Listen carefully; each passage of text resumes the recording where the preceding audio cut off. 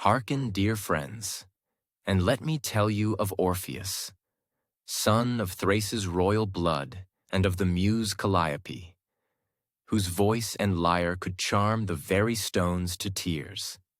In those elder days, when God still walked the hills and the rivers whispered secrets, Orpheus wandered the woodlands, playing melodies more sweet than any nightingale's song.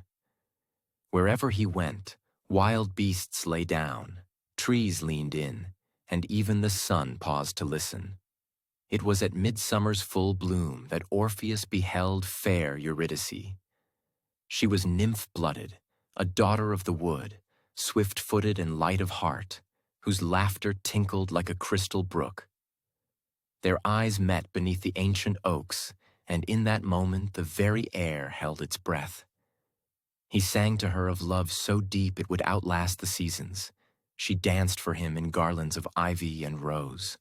Thus, swiftly as dawn's first light, their hearts were pledged, and the woods bore witness to their vows. Yet fate, ever fickle, wove a darker thread. On a joyful eve, when night's velvet embrace had fallen, Eurydice wandered the thorny glade and felt unseen jaws close upon her. A serpent, silent and unseen, struck swiftly, and she fell, breath exhaled in a final, gentlest sigh. Orpheus returned and found her there, lifeless and pale as winter moonlight. His anguished cry rent the sky, a cry so raw and full of grief that the heavens trembled. In that terrible hour, he resolved to tread the path no mortal dared, the descent into Hades. He took his lyre, his very soul made instrument, and stepped at dawn to the Stygian gates. The guardians barred his way, but at his music's first note, their hearts softened. Charon the ferryman mellowed, the hounds of hell curled to sleep, the silent throng of shades wept, for they remembered beauty and sorrow. Deep into the caverned halls he came, past the fields of asphodel where lost souls wandered. At last he reached the throne of Pluto and pale Proserpina, seated upon ebony thrones.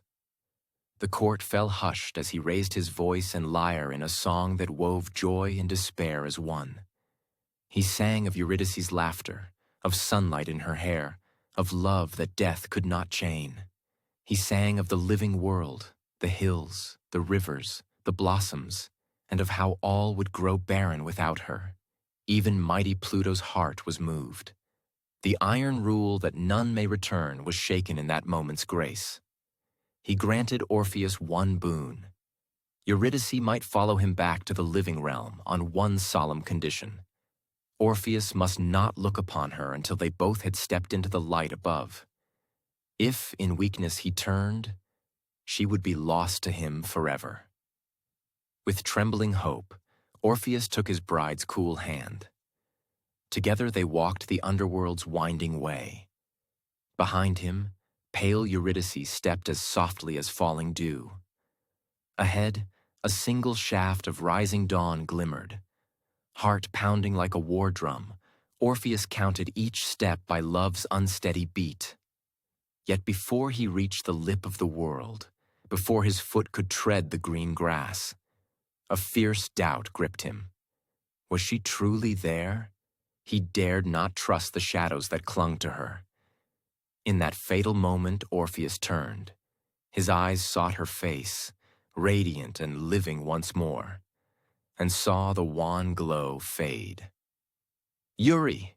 he cried, but his voice was lost in the silent stones. She slipped back, a ghost bound to the dim realm, and the gates clanged shut with finality. Orpheus, bereft, pressed his face to the earth in mute despair. Proserpina's tears fell. Even Pluto's stern gaze softened, but no plea could alter fate's decree. Thus Orpheus returned alone to the daylight, his heart a hollow cavern. His lyre lay silent at his feet, for its strings could not sing joy again. He roamed the world in mourning. The trees answered no more. The rivers stilled their murmur at his passing. Maidens wept when they heard his sorrow song, and stones cracked from the force of his lament. In the end, even death claimed him, Some say he was torn by thronging bacchantes enraged at his rejection of their orgiastic rites. Others whisper that the fates reclaimed him to join Eurydice in the shadowed halls. But on one midsummer's night, far from any hearth, they found his head and lyre upon a mossy stone. Yet still his song lingered on the breeze, weaving through the reeds, calling across the ages. And so I tell you now, love may triumph over all, but only if the heart can hold its faith in the darkest hour. For Orpheus dared the realm of shades, and for one brief moment reclaimed his bride, only to lose her to the very gaze born of his longing. Let his tale be warning and wonder both, that love's sweetest gift demands both courage and restraint, and that mortal souls must walk with hope and patience if they would conquer even the grasp of death.